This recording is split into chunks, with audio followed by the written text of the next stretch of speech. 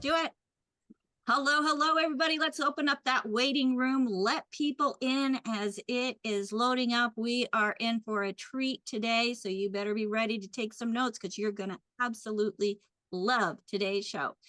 Hello, my name is Becca Dukes. I am the hostess of this program, also the producer. I am a certified holistic health coach, a certified naturopathic practitioner, and the director of student services for the Institute of Holistic Health, which allows me the opportunity and privilege to be a resource for an amazing community of health advocates, health professionals, health coaches, and people just like you who are interested in investing time into their own health and wellness. Folks, knowledge is powerful. And as long as you keep being a sponge and keep absorbing the knowledge, that's something people can't take away from you. Well, there is one thing that could absolutely disrupt your brain. And that is a little bit of what we're going to be talking about, but we're going to be focusing more on the little ones in today's show, as I am super excited to have the one and only pioneer in the holistic health and passionate advocate for nutritional wellness, Dr. Joanne Conaway. She is a respected naturopath, author, speaker, has dedicated her life to educating others on the vital connection between gut health and overall well-being. So she brings a wealth of experience in functional medicine and is especially passionate about helping families raise healthy kids, starting from the inside out. So folks, are you ready? As we are bringing information about little guts, big impact, kids' health, and digestion. So we're going to be diving deep into how digestive health impacts everything from the immune function and behavior to brain development and energy in our children. So if your children are struggling with tummy issues, food sensitivities, mood swings, you're simply curious about building a healthier foundation, you're in the right place. Dr. Joanne Conaway, thank you so much for being here with us. Welcome back. And I love the fact, Dr. Joanne Conaway, that one, thank you for your service as you were in the medical field, even in the military.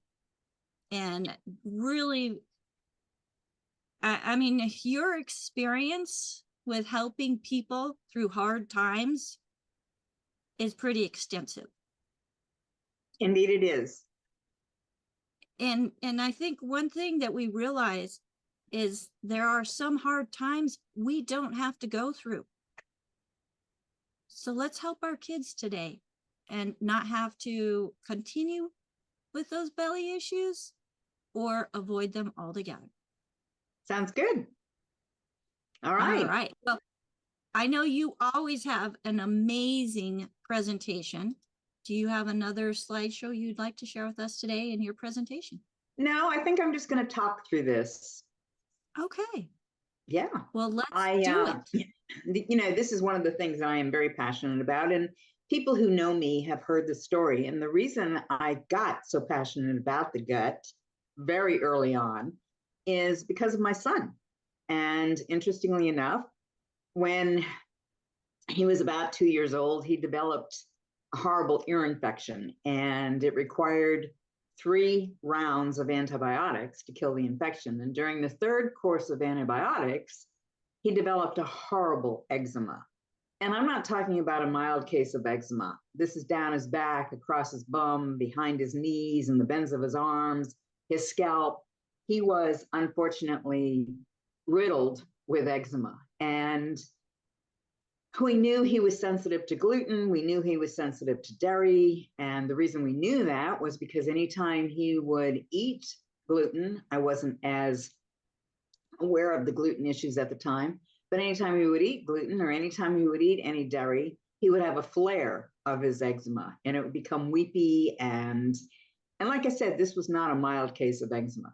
Now, unfortunately for him, he lived like this for 2 years. And the reason for that was because anytime I would take him to a pediatrician, the only recommendation was to put him on some type of steroids. Now, I was smart enough to know that steroids very negatively impact the function of the adrenal glands. And I knew that he was already suffering from some immune compromise. I certainly did not want to throw adrenal compromise into the mix. So at the time, I elected not to put him on any type of steroids. Now, we would occasionally, when it got really bad, we would occasionally use a little hydrocortisone cream topically, but I would not allow him to be given any type of steroids, either by mouth or intravenously. I just wouldn't do it. So again, he lived like that for a couple of years. And it wasn't until I sat down with Dr. Wallach and another naturopathic friend of ours and shared the story. And the story was what I just shared.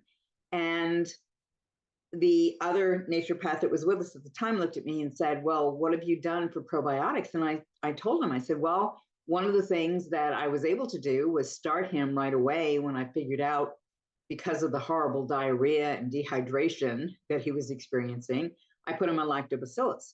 And he said, well, lactobacillus certainly will help. He said, but that's only part of the issue. You need to have a full spectrum of probiotics. You need to have bifidobacterium along with the lactobacillus.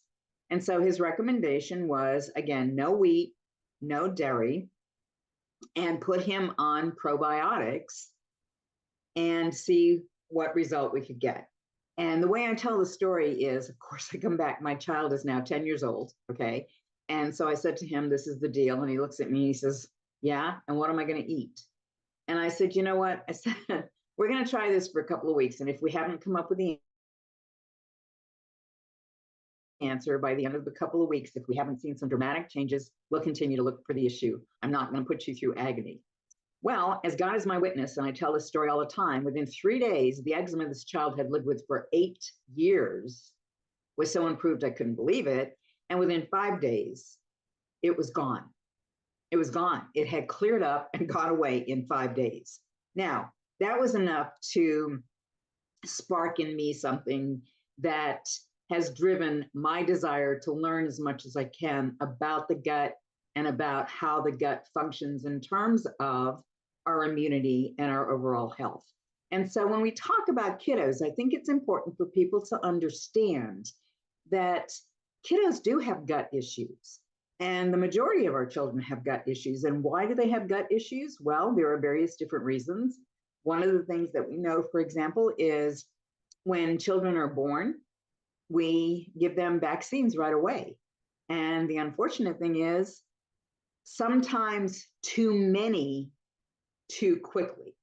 Now, I'm not going to get into a vaccine discussion, but what I will say is I think people need to stop and think about what's being done to their child. Many vaccines are vaccines that have been given historically through the years with no apparent issues. But when you are talking about an infant or a very young child, and you're talking about giving them several vaccines all at once, their immune system cannot handle the onslaught. And so what will oftentimes happen is because of the vaccines, they will start to have gut issues. Now, the link is not made, unfortunately, in conventional medicine, but it's truly there. The other thing that is impacting many of these kids is the fact that we still have many babies born cesarean section. Now, if a baby's born cesarean section to save the life of the baby or the life of the mother, that's one thing. But too oftentimes what happens is these babies are born cesarean section because that's what mom wants. And, you know, I'll be honest and tell you, I worked in the operating room. I did scheduling. I could schedule your C-section so that your baby was born on a certain day at a certain time.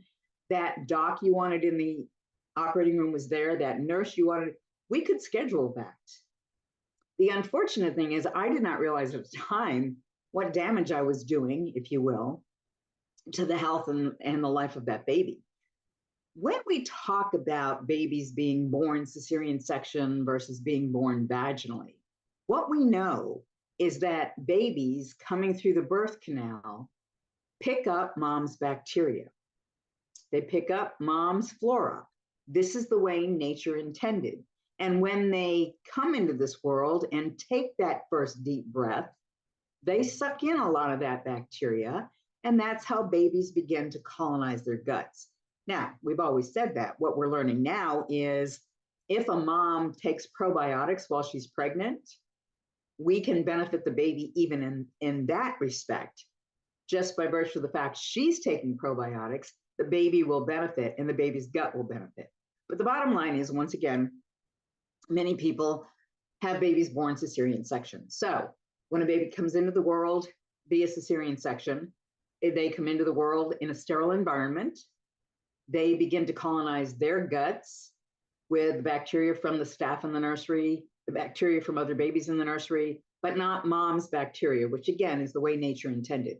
And then we have so many moms that for whatever reason, and I understand that there are some moms who cannot breastfeed, but I do not understand moms who just don't want to breastfeed. I mean, for me, it was the easiest thing I ever did was nursing my child. I didn't have to worry about having bottles and formula and all of that stuff. I just nursed my baby. So for me, it was the easiest thing to do. But a lot of women elect not to. They don't want to do that. This is another way babies get mom's bacteria. And so when an infant is not exposed to mom's bacteria, they will often start out behind the power curve, as I call it, meaning they don't have a healthy gut to start with. So if you combine cesarean section, if you combine formula feeding, and you combine the onslaught of vaccinations, their little guts just really struggle. And these are the kids that have the issues with chronic ear infections. And so what happens then is the baby has an ear infection, so we have to give the baby an antibiotic. Well, now we're just adding to the issue, because if the baby has any good gut bacteria, the baby is going to be killing off that good gut bacteria, taking that antibiotic. And so it's a combination of all of those things, but that's a big part of the reason why, especially with real infants, we are seeing so many issues with constipation and colic and things that you wouldn't think would be happening to babies. You know, when we talk about babies, we don't think about infants 3, 4, 6 days old or 3 weeks old having problems with constipation, but many of them do. And so then the question becomes, what can we do to help these kiddos? And, you know, there are a myriad of issues that are associated with an unhealthy gut in kiddos, kids with colic, kids with feeding resistance, kids that have actual GERD. Now, every baby spits up. That's, you know, we wouldn't have burp cloths if every baby didn't spit up, okay? Babies spit up. Why do babies spit up? They spit up because even if they're full-term babies, their muscular system and their neurological system are not developed. And until they develop, they're going to have problems with spitting up. Now, I applaud pediatricians who listen to these parents. My baby vomits all the time. What's all the time and how much? And, you know, these poor pediatricians get to see these babies for a few short minutes in the office. If the baby's not losing weight and demonstrating failure to thrive behavior, then we have to have that conversation with mom and dad and just say, you know, spitting up is a very normal thing, and this is the reason why it's normal. And from the conventional medicine perspective, we've learned through the years that probably the best way to deal with that, interestingly enough, is to get these kiddos started on solid food as soon as possible. Now, I'm from, excuse me, that time in life when you didn't feed babies solid food until they were a year old. If they were 364 days old, they didn't get solid food, not until they were 365 days old, okay? Now it's interesting because the rule of thumb is as long as the baby can sit up and hold themselves up, you can introduce solid food.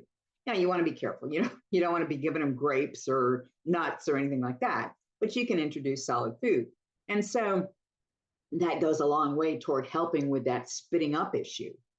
But I have worked with infants that are 3 and 4 months old that have actual GERD, and they have GERD, gastroesophageal reflux disease, at that age because their guts are so unhealthy. So when we look at kiddos, there are so many reasons for this. And, so oftentimes people will come to me and, at one situation in particular, this woman was frantic because her baby had GERD and the doctor wanted to put her on a medication that she was going to have to be on for a long time. It was an antacid medication. And the doctor wanted to put her on that medication and, assured the mom and dad that he would be very careful about dosing and so forth. And she's like, I do not want my baby on any type of an antacid medication. Interestingly enough, the correction was very simple. The correction was to reestablish a healthy terrain in that baby's gut.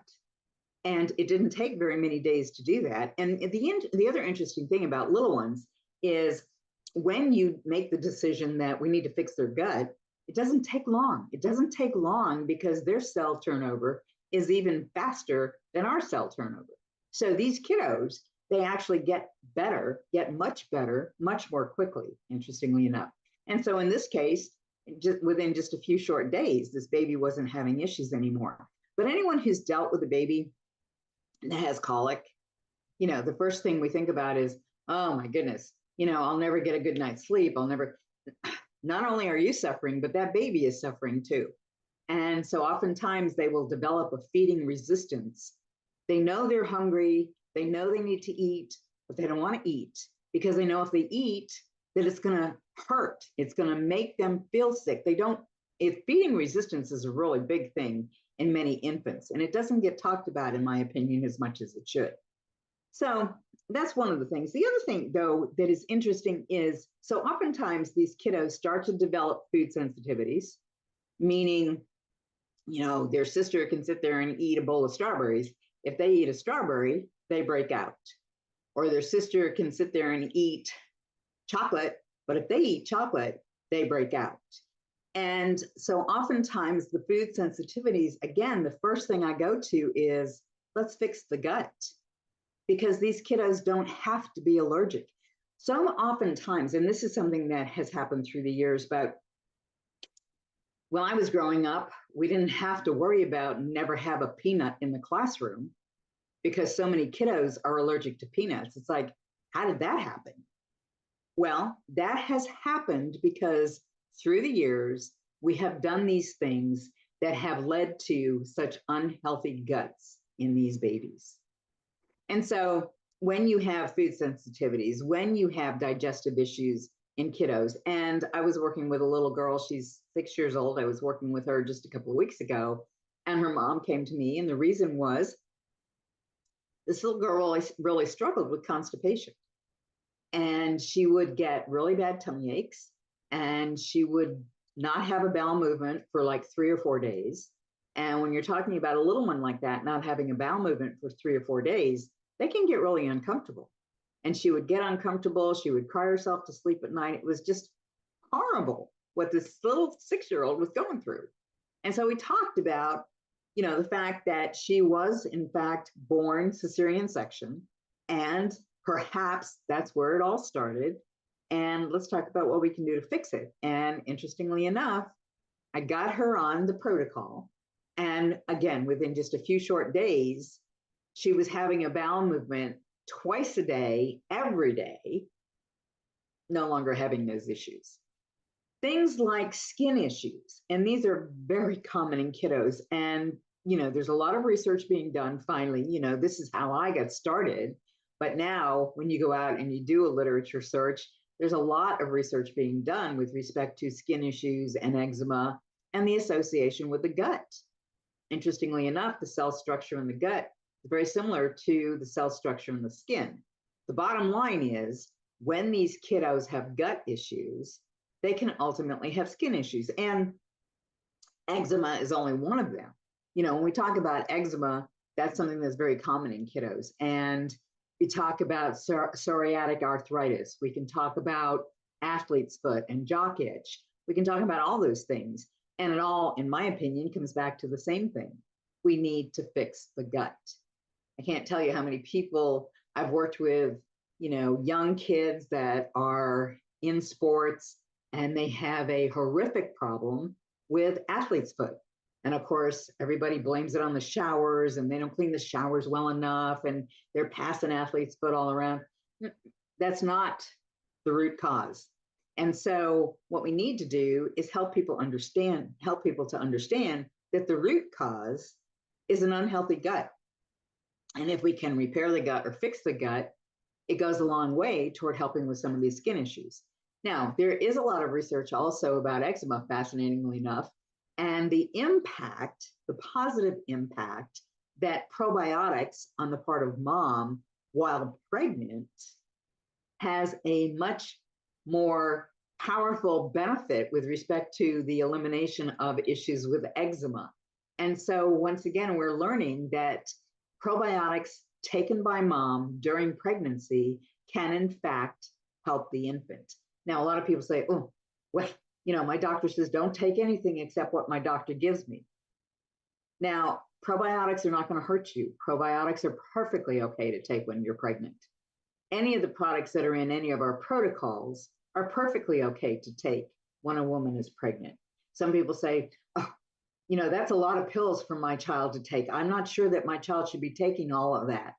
Well, with the protocols, once again, and I've explained this time and time again with respect to adults, we literally have to flood the system with good probiotics, flood the system in adults and children to be able to repair the damage and to be able to actually exchange the bad stuff for the good stuff.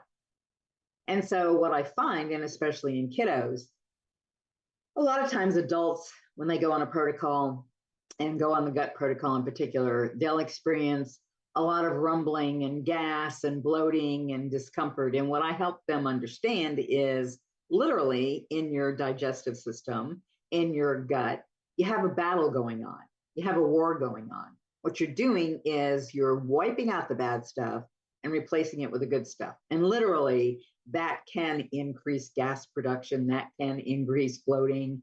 And when this happens in a child, sometimes the parents freak out. Oh my gosh, my child had horrible smelling diarrhea. Oh my gosh, my child is passing gas and it's horrible. We've got to take them off these probiotics. Well, no. What's happening is those probiotics are actually getting rid of all that bad stuff. And that bad stuff is why they're going to have foul-smelling gas and foul-smelling bowel movements. Let's get rid of all that bad stuff and see if we can't correct the issue. Seldom do I have parents say, oh, they have a horrible tummy ache when they take the probiotics. That does not happen very often, fortunately. But if it does happen, I encourage them to do things like ginger oil and things like that, just to help to soothe the digestive system, because literally you have to get them through it. Literally, you have to get them to a point where we have been able to beneficially replace the bad with the good. But again, usually in kiddos, they don't have the same kinds of issues adults have. Their problem hasn't been going on for as long as it's been going on in an adult. So they oftentimes don't have those issues and problems. The other thing too, and this becomes critically important when we're talking about kiddos, it's the immune support that we give them when we put them on good probiotics. We've known for a long time that your gut is directly linked to the immune system. 75 to 80% of our immunity is housed in our guts, literally. And the same is true for kiddos. And so when you have children who are chronically runny noses and chronically GI bugs, and they're chronically sick from the immune perspective, you have to consider what else is going on with them. If they are the kiddo that gets the runny nose, and from the time they start school till the time they have a break at Christmas, and then from the time they go back till the time they get out in the summer, you're looking at a child that has an unhealthy immune system. And so oftentimes that is directly linked to the gut. And I know people will say to me, well, I can't give probiotics to my infants, or I can't give probiotics to my kiddos. That's taking pills, and I don't want my kiddo taking pills. Well, okay, you may not want your kiddo taking pills, and you may not want your kiddo taking probiotics, but do you really want your kiddos taking antibiotics nonstop? I mean, some of these kids are on amoxicillin for 10 days. They're off it for a couple of weeks. Then they're on another course of amoxicillin for 10 days. Then they're off it for, it becomes a vicious cycle. And so oftentimes, if we can just get them to understand, let's fix the gut and see if we can't positively impact the immune system function. And so that will usually help. Now, the other big thing, and we talk about this all the time, but the other big thing with respect to kiddos is, what are they eating? And so oftentimes it's those things that, and I'm not critical in any way of both parents who work, and the kid sees a commercial on TV and they want to try this new fruit roll up, and it's going to pacify them, it's going to make them be happy, yata. But what is it really doing to them? These fruit roll-ups and things like that are so loaded with preservatives, so loaded with dyes, so loaded with sugars, so loaded with all the things that negatively impact gut function. And so I think we have to get back to making homemade snacks, making homemade applesauce from organic apples, and not loading it with sugar. It's interesting because when we talk about sugar, sugar is added to so many fruits, and it just, why? There's not enough sugar in the fruit? We can't, and to think that, and so oftentimes it's not just sugar that's added, it's high fructose corn syrup, which is even worse. But these kiddos, again, when we get back to diet, so oftentimes these kiddos are eating things that are so unhealthy for them, but mom and dad, they don't realize that. Nobody's ever taught them that those breakfast cereals are full of horrible ingredients, full of sugar, full of those things. And, so oftentimes people will say, oh, fortified breakfast cereal, it's fortified. Yeah, okay, fortified with what? And what does that really mean?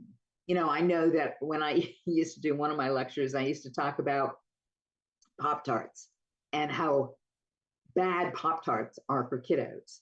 And parents would say to me, but they're fortified with 7 vitamins and minerals. I can't get those vitamins and minerals into my children. Yeah, well, those aren't the good vitamins and minerals. And the fortification of a Pop-Tart does not make it a healthy food by any stretch of the imagination.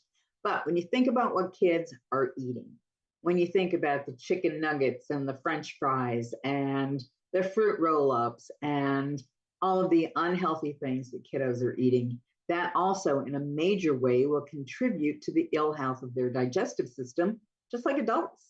We talk about the good food, bad food list. We talk about the impact, the negative impact of the bad food list on the health of the gut. Well, the same thing is true for kiddos.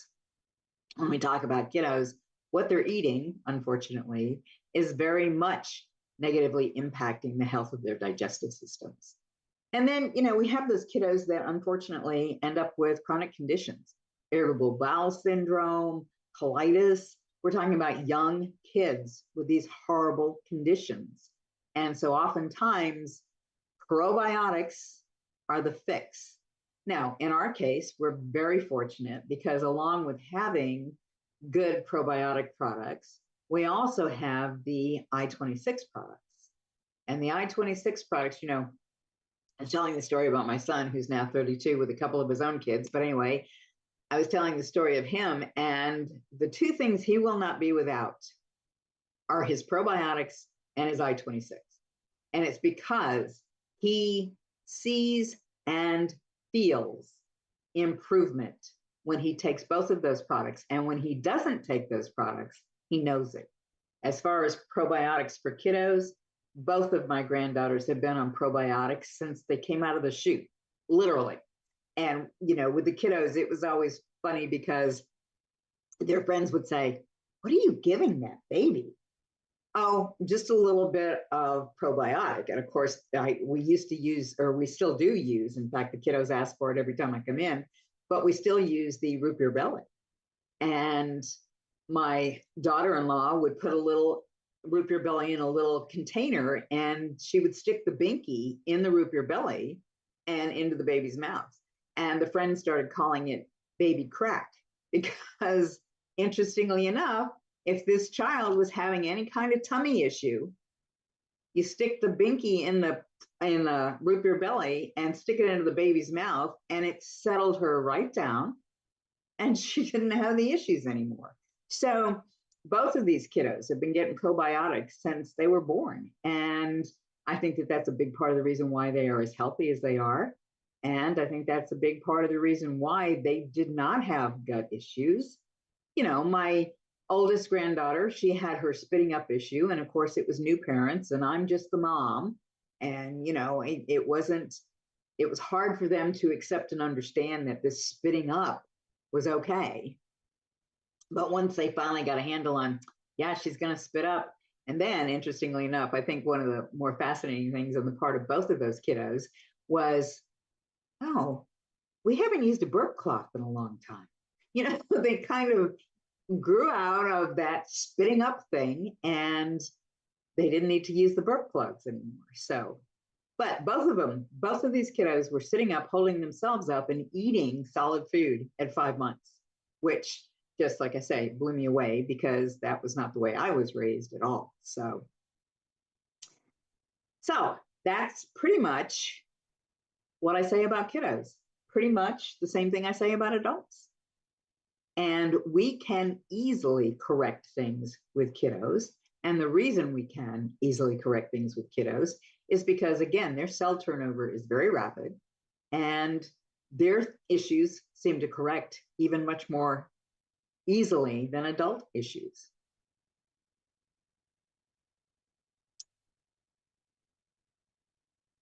Okay, you're still muted.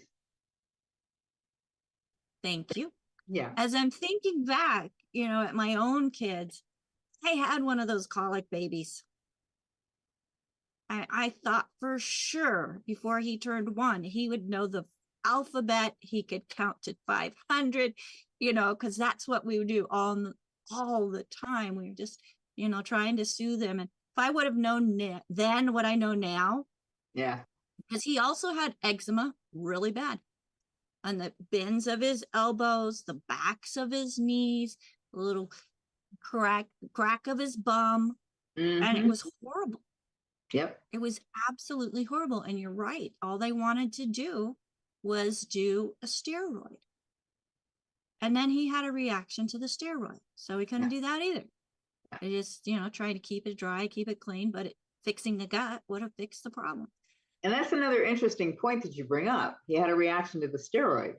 That can directly be linked to an unhealthy gut as well. When these kiddos are put on certain medications and they react to the medication, it's because that medication isn't being absorbed and utilized in their bodies the way it would be expected to be utilized. And sometimes they have reactions. It's just like allergies.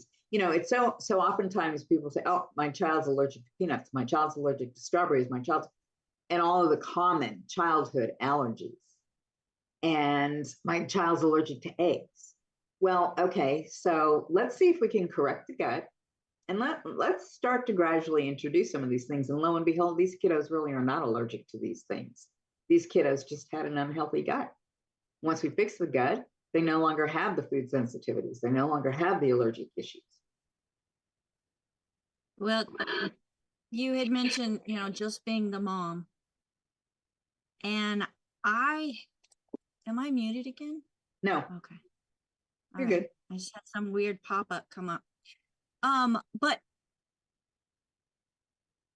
I have a granddaughter born with RSV, allergic to almost everything. Almost everything. I mean, no sesame seed, no this oil, no peanuts, and to the point where they carry an EpiPen. Wow. But she loves it was the Pre Plus probiotics, and she loves her kid sprinkles. Yeah. Kid sprinkles is So another it's good one. like, Yeah. let's do more. So I'm gonna get her some root beer belly. I'm gonna see them soon.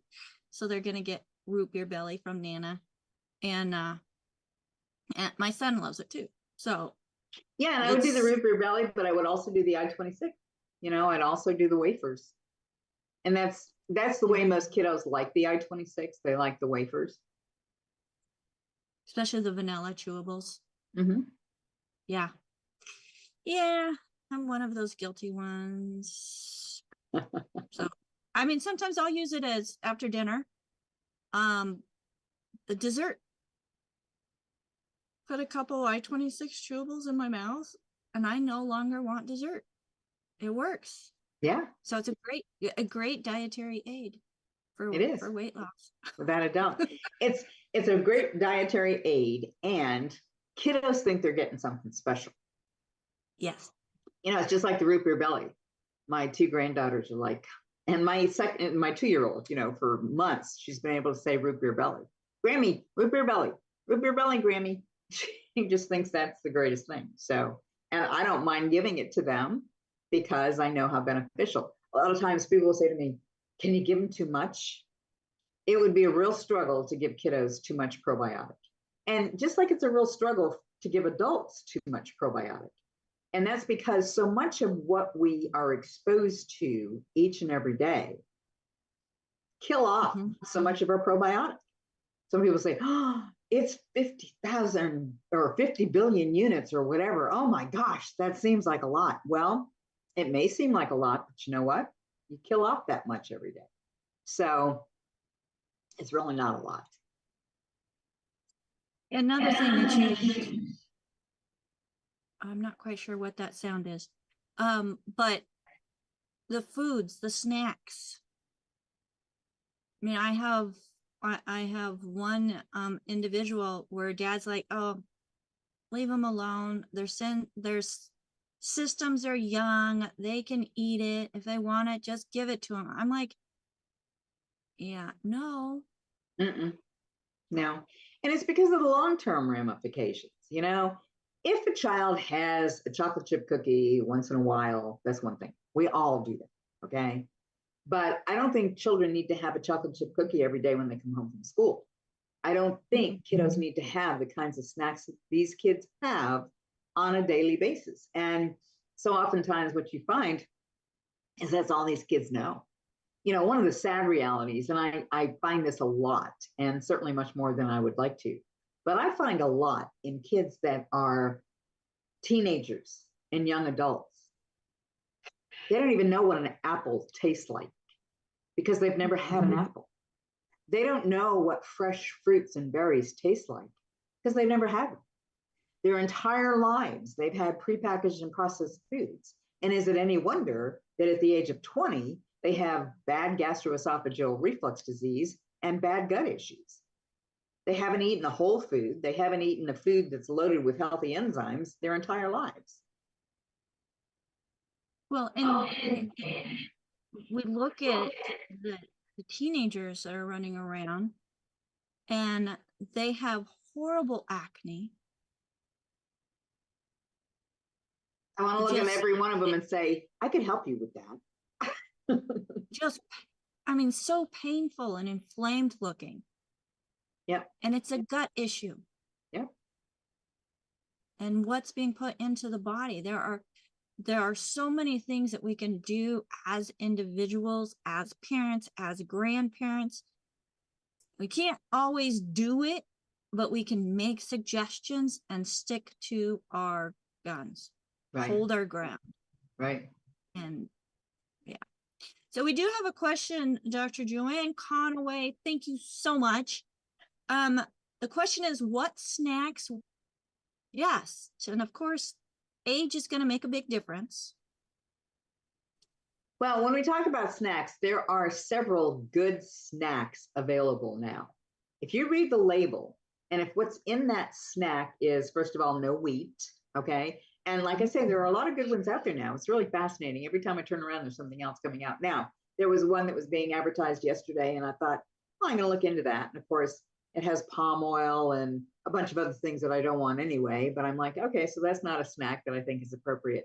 But there are a lot of good ones out there that are made with clean ingredients. And more people are realizing that more and more parents want to give their kiddos good, healthy snacks. And so we're seeing a lot of them. And I would just say do some research. There's a lot of them out there. I know my kiddos, there are several different things that they can go to the cupboard and pull out now. And there's things that have 2 or 3 ingredients in their healthy ingredients. And there are no wheat, no soy, non-GMO, all those things that you would want to have.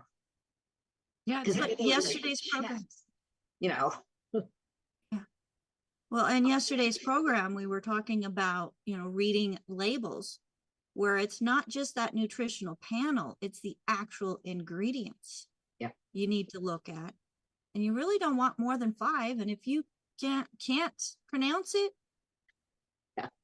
Yeah, that's what I always say.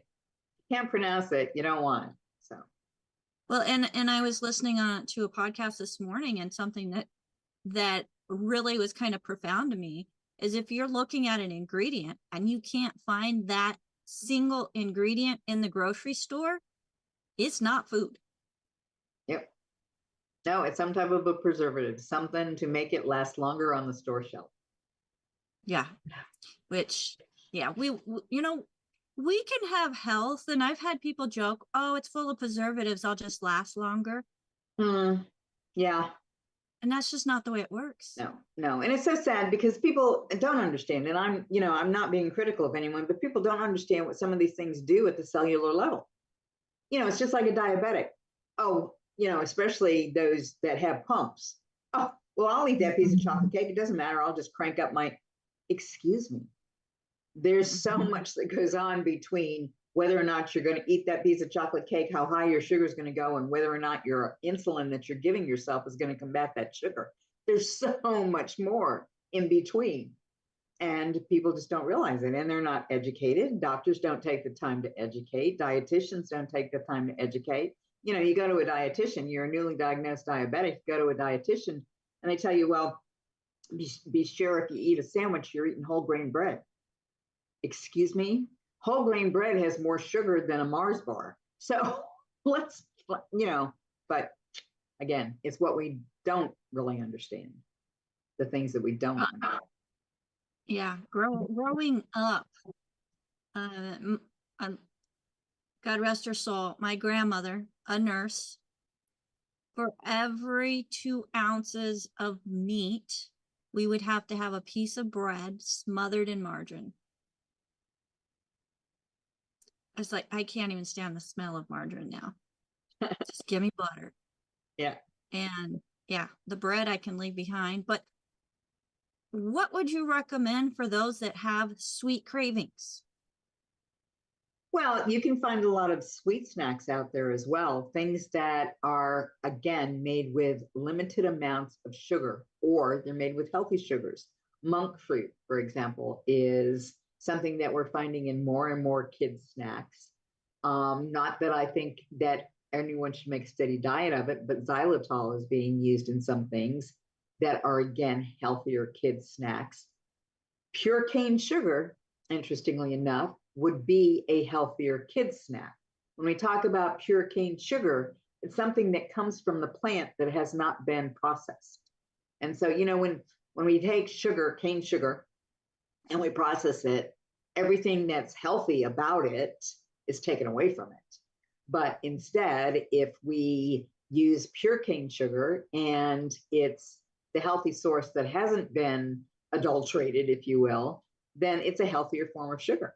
And so, when I tell parents, especially, if you're going to give your kid yogurt, for example, because a lot of kids like those little yogurt tubes, if you're going to give your kids yogurt, make sure it's a good quality Greek yogurt that has pure cane sugar, that does not have high fructose corn syrup, and does not have artificial colors and flavors.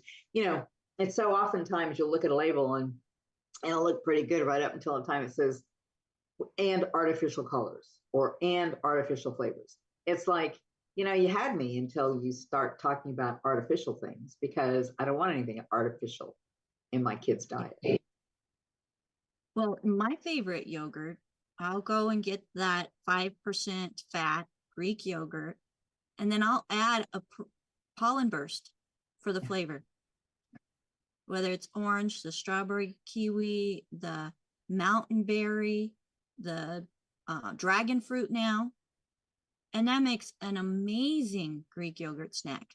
Yeah. And you know, it's really, really good, I think, is that using our mint chocolate shake and making ice cream. If I have a sweet craving, I just go to the freezer and get one of those. You know, I've made popsicle pops and I'll just go to the freezer and make one of the, or get one of those. So there are a lot of things that we can do to actually provide healthy, sweet snacks for our kiddos. But Well, and it takes planning. It does take planning. And we've got that pumpkin spice shake now too. I know. So for me, what I do with the mint, making an ice cream, just like you said, is I'll take a couple cups of water. Ice, 1 cup of water, put in the mint chip. And I have to give all credit to Ruth Ellen, because she's the one that taught me how to do this. We throw a frozen banana in there. Yeah. And just blend, and it just makes it creamy and just the right sweetness, and you truly feel like you're eating a treat. Absolutely. And we did the same with the pumpkin spice. So good stuff. And again, those things, those are products. Everything that we're mentioning here, folks, the kids sprinkles, the root beer belly, the chocolate mint shake, the pumpkin spice shake. All of these are products that are offered by Youngevity. So if you were referred to this program by somebody specific, you want to get back with them. They took the time and cared enough about you folks to share this program with you. And we want to make sure that you get back with them. Tell them thank you. And if you have any questions, they're going to be the person you go to first. Okay. For those of you who are not working with anybody, we do have a team of certified holistic health coaches by calling 855-949-3377. Again, that's 855-949-3377. Or if you're not wanting to make a phone call, you want to do things through email, you can email questions at dailywithdoc.com. Again, that's questions at dailywithdoc.com. As this program is being sponsored by dailywithdoc.com. If you found this program on your own, we do have more resources on our website for you. We have an email list that's available for everybody.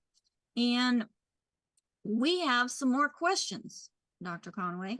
All so right. Let's go over to Bill. Bill, go ahead and unmute yourself. Thank you, Dr. Conaway. Hi, Bill. How are you? I'm doing well, especially after hearing you speak of your specialty of digestion. Not about children, but all of us, is we were taught years ago about food combining. Eat your proteins, your meats first, because it takes a different enzyme to digest. And don't mix your fruits with that. Keep your vegetables. Don't let your salad be the bottom. Is there any validity to that? Well, you know, there's a lot of research and a lot of pros and cons with respect to that. And a lot of people find that it's a challenge for them to try to eat like that, to try to remember, okay, now I need to make sure that I eat this first. And what I tell people is, for the most part, whenever, and this is going back old school again, but for the most part, when you sit down to eat a meal, I always think it's very beneficial for your body to provide it with some enzymes, some live active enzymes. So you're going to be doing that with a salad. You're going to be doing that with some type of fruit at the beginning. And so a lot of times, and this is one of the reasons why, when we talk about going out to have lunch or going out to have dinner, oftentimes going out to have lunch or dinner, sorry, somebody wants to feed Grammy, going out to have lunch or dinner, you should start with a salad. And part of the reason why is because that salad has a lot of live active enzymes that are going to help to support your system and going to help to start with the breakdown of other foods. You know, one of the things a lot of people say, oh, I don't worry about any of that whole food stuff because I take all my enzymes. Well, that's good on the one hand, but on the other hand, those good live active enzymes that come from whole foods are things that are very beneficial in terms of assisting your body. Remember, the pancreas produces your enzymes, okay? When we're born with enzyme stores. Literally, as we age, we exhaust our enzyme stores. And so we need to provide good, healthy, live active enzymes all the time in the form of good, healthy foods. Now, usually I will say that a salad before a meal is important for that reason. It's because you're getting the whole food, you're getting those live active enzymes. I personally, when I eat a meal, I always eat any fruit as a dessert after the meal. That's the way I was raised. But you can go out and, like I say, you can find conflicting articles about what would be better and what not. Some people say, oh, well, you need to eat your fruit first, especially if it's whole fruit, because that's going to give you enzymes. Well, yes and no. So I know that was kind of a convoluted answer, but is there any validity to that? You know, I personally have found through the years that that approach has changed, has come back, has changed, has come back. So to tell you, yes, there's true validity, I can't say that. Okay, when we use the ultimate enzymes, if we forget, we'll take it with a meal, but preferably should it be an hour before a meal? No, I would not say an hour before a meal. I usually say about 10 to 20 minutes before a meal, but if you forget, take it with your meal or take it halfway through your meal. You're still going to be supporting your enzymes if you're taking an enzyme product. Thank you. Mm-hmm. Great questions, Bill. Thank you so much. Let's roll right over to AJ. Go ahead and unmute yourself. Dr. Conaway, thank you for being here. You are, you know, you're an example of, you're probably about 2 years older than me. So I can imagine that, pardon me, but at any rate, you look fantastic. Your brain is working fantastically. So you're a great example for all of us. And we appreciate having you with us. I have a couple questions, but we don't have a lot of time. But first of all, in the flora restoration program for young children,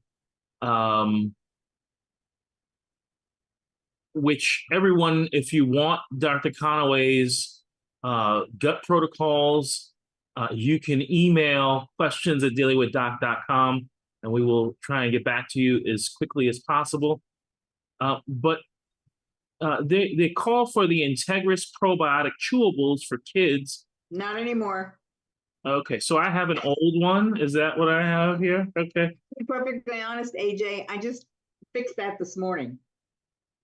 This morning? This morning, yes, because I didn't realize that we no longer had the Integris chewables. So now I just tell people to use the Integris capsules. Okay, so to just go a little further with this question, a lot of people will say to me, okay, but my kid can't take pills.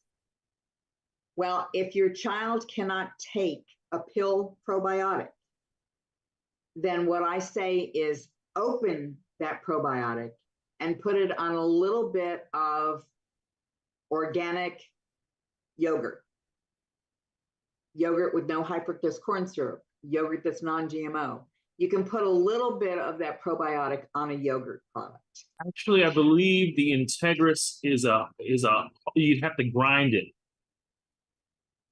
Well, okay, I thought it was a capsule, but I can check into that further. The same way with enzymes though, and let's just go a little further with the enzymes. If kiddos can't take pills, can't take the capsules, then you can take those enzymes and you can put them in a little bit of yogurt, or you can put them in a shake. The important thing to remember with the enzymes, and if you forget, you'll figure it out quickly. You put enzymes on any food and they're going to start to break down that food right away. So if you put, for example, a good enzyme in a little bit of yogurt, what's going to happen is that yogurt's going to turn to slush real fast. It's going to turn to liquid real fast because the enzymes will start working. So if you're going to give your child an enzyme that way, just go ahead and sprinkle it on immediately before the person or the child takes the bite of food. Fantastic. Okay. Yeah, and it's a, grinder. And thank you for that. And I'm just gonna let Phyllis go because she's got a question. Of course, I could keep you here all day because I do have plenty of more questions, but we'll let Phyllis go.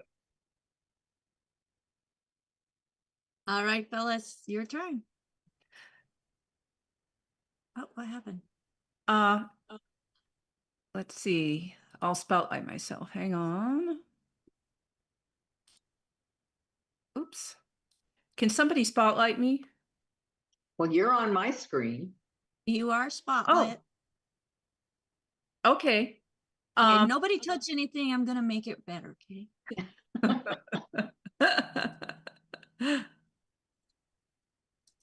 Go for it. Ask your question. Okay, I don't see myself, but no worries. Dr. Conaway, we have a question from Rock and Roll on YouTube.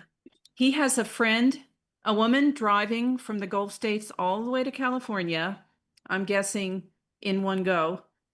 And he asks, would it help her to take lithium or 5-HTP?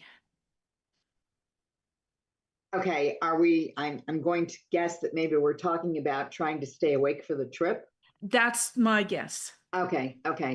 If it were me, I would say pollen burst, first and foremost.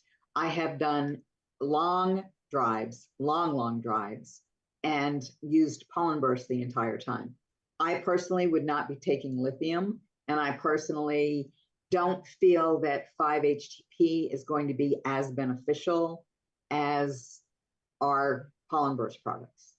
I think the pollen burst is an amazing product from the standpoint of keeping you awake and keeping you alert, especially during a long drive. The other products that we have in the line now are the ACT products. And some people, I personally am a fan of pollen burst and have been for years, but a lot of people will use the ACT products. So like to put those in isolation to be used, that wouldn't be my choice. Dr. Conaway, this is in relation to flying and getting panic attacks while Okay. this. Oh, okay, so that's what the question is? Yes, I thought it was driving. Oh, well. Okay, all right, so if we're talking about flying and panic attacks, again, panic attacks are so oftentimes directly related to the health of the gut. So in that case, I would say maybe a little 5-HTP would be beneficial. But anytime people talk to me about having any issues, any brain issues, any psychological issues, any neurological issues, it goes right back to the gut. And so oftentimes panic attacks in particular are easily fixed doing that gut protocol. So if it were me, I'd make sure that the person had a lot of nightly essence and a lot of the I-26. And that's the approach that I would take, along with, anything that they felt like they needed to take in terms of relaxation. The other thing, for me, the other thing in terms of relaxation, I would be looking at perhaps taking some of the sleep gummies.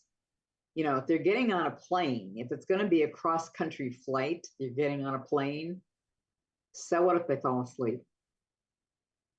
I'm getting ready to get on a plane and take a flight to Seattle. I can't wait to fall asleep. You know, I'm one of those people, I sleep well on a plane and I like it like that. Well, I'm getting ready to go to Washington too. So it'd be cool if we had the same flight. Yeah, that would be cool. Dr. Conaway, thank you so much for spending this hour with us. I know we're at the top of the hour now. We greatly appreciate you, your time, your knowledge. And this was definitely a information-packed program. That is for sure. Oh, so Gina has a question. Will there be any consideration of a formula change for the sprinkles, as her daughter is not able to take the sprinkles due to folic acid? And there's the MTFR gene that's in play here too.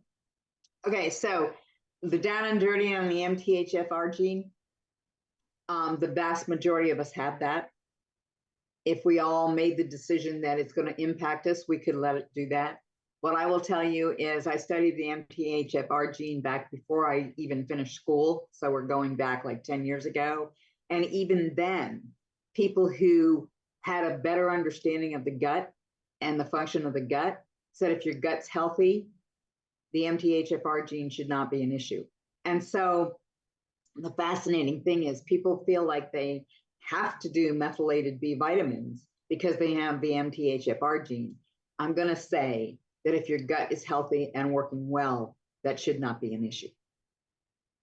Thank you. Thank you for that. Well, if I could get our co-hosts up on the screen with us, I just want to say thank you to each and every one of them. Gina adds her gut is destroyed from birth due to a traumatic birth. She was on antibiotics several times and she has emailed for the protocol. Gina, have you emailed questions at dailywithdoc.com? And I have a team that'll help get that protocol. That is Dr. Joanne Conaway's protocols, unedited, to you. So thank you so much. And that is available for everybody, folks. If you've got a gut issue as a child, gut issue for an adult, we have Dr. Joanne Conaway's protocols that are solutions. They work. If you work it, they will work for you. And you've just put so much into this, Dr. Conaway, that I appreciate that I have your information to share and help others. So we have on with us today Marilyn. So if you were here live with us, you were able to hopefully to have that chat open and see all that she was putting into the chat as she was taking notes for each and every one of us. And her, along with Phyllis, also putting notes in the chat. And since I mentioned Phyllis, she was grabbing questions from YouTube and Rumble, bringing them into the program as well. Thank you both, ladies, as you both have amazing typing skills. Greatly appreciate not having to do that and host the show. And we also have Rod, who is one of our coaches. He's out keeping an eye on the different platforms and helping to generate more communications going out there. Thank you so much, Rod. We have Albert, who is letting people in as our gatekeeper, joining us from South Africa. Thank you so much, Albert. And we are on all these different platforms, meeting people where they're at because of our digital marketing director, AJ. So thank you so much, AJ, for all that you do. And, you know, we couldn't have such a successful program without great individuals like Dr. Joanne Conaway, who is volunteering her time to share information to help you help yourself. So thank you so much, Dr. Joanne Conaway. Folks, Well, it was my pleasure. I just wanted to do a plug for your book, because not only are you a doctor, not only are you a registered nurse, not only are you a great speaker and great presenter, but you're also an author. And you can go to do your website. I don't want to confuse them. drjconaway.com. And that is Conaway, Right. CONAWAY.com. So Correct. drjconaway.com. You want to get a hold of her book, folks, as it is absolutely incredible. I love it, love it, love it. And it's a little farther than my arm can reach right now, or else I'd get it and show you. So, folks, thank you so much. I also do that Tuesday night calls. So that's another way for people to, and I think that the information was just put in for the Tuesday night calls. So that's another way that people can get information. Yes, Dr. Joanne Conaway does. She's been, how long have you been doing that Tuesday night call? It's a little over 20 years now. Because I was going to say, I'm almost at 10 years, and I remember it being one of the first calls that I learned about and started plugging into. Just absolutely loved it. So yes, Tuesday night, that is 8 p.m. Eastern, 7 Central, 6 Mountain, and 5 Pacific, folks. If you're here live with us, you can see that in the chat. If you're not live with us, send us an email, questions@dailywithdoc.com, and ask to get more information about Dr. Joanne Conaway's Tuesday evening calls. Dr. Conaway, thank you, thank you, thank you. I absolutely appreciate, love, and adore you. And folks, we do this because we have a heart for others. We know what it's like to see people hurting or hurting ourselves. And that's why we have become sponges, so that we can share information with you, so that you also can find the solutions to what's plaguing the world. And most of the time, it's nutritional. Yeah. Or what's going in the mouth is damaging the system. So, AJ. Monday night, pharmacist Ben Bites, Maryland. It's at 10 p.m., right? Yes. That's what 10 he said. Yes, 10 10 p.m. 10 p.m. 10 p.m. Eastern, pharmacist Ben Bites. And if you want Becca's presentation so it can help you to go shop and do healthy stuff when you shop, go to foodchoices.dailywithdoc.com and get that presentation. Emailed right to your inbox. And folks, if you have an email like what were we having problems with yesterday? Was it Yahoo, Hotmail? So if you have yeah, a Gmail account, please use your Gmail account. So, all right. Well, thank you everybody for joining us here and investing time into yourself. It's never too late to make U-turns, and especially for these little ones, folks, let's get them on the right road so they also can experience a healthy childhood without the discomforts that are unnecessary. Until next time, thank you so much for joining us here on Daily with Doc and Becca. Have a great weekend, and we'll see you Monday on Pharmacist Ben Bites with AJ by going to stream.dailywithdoc.com. Again, that's stream, stream.dailywithdoc.com. It is not a Zoom, but you can watch it live on the different platforms. Till next time. Bye. Thanks, everyone. Thank you, thank you, thank you, Dr. Joanne Conaway, everybody. Thank you, thank you.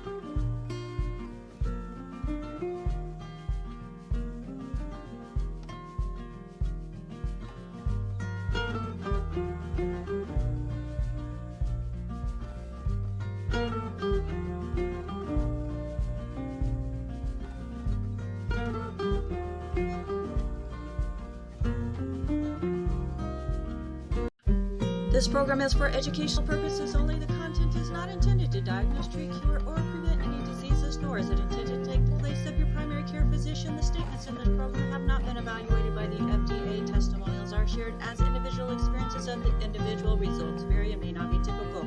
We do not make any claims regarding health or income. As an empowered individual, you do have options available. We are honored to have a founding father of the science of epigenetics guiding us with the best options to obtain or maintain optimal health. Dr. Joel Lawley.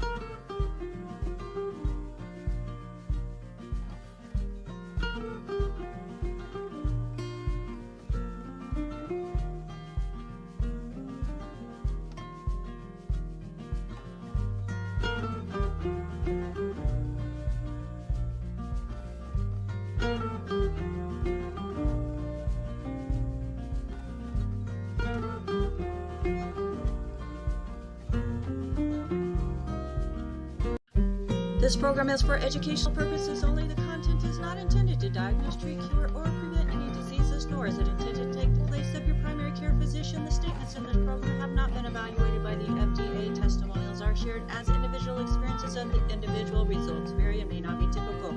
We do not make any claims regarding health or income. As an empowered individual, you do have options available.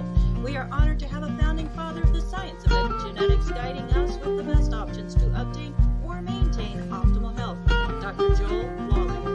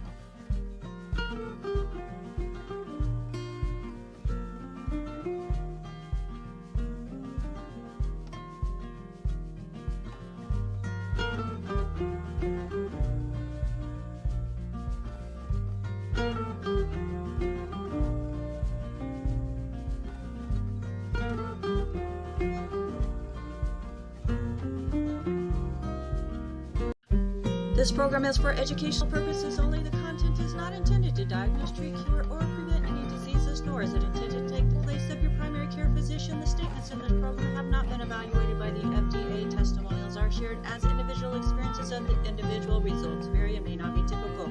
We do not make any claims regarding health or income. As an empowered individual, you do have options available. We are honored to have a founding father of the science of epigenetics guiding us with the best options to obtain or maintain optimal health. Dr. Joel Lawley.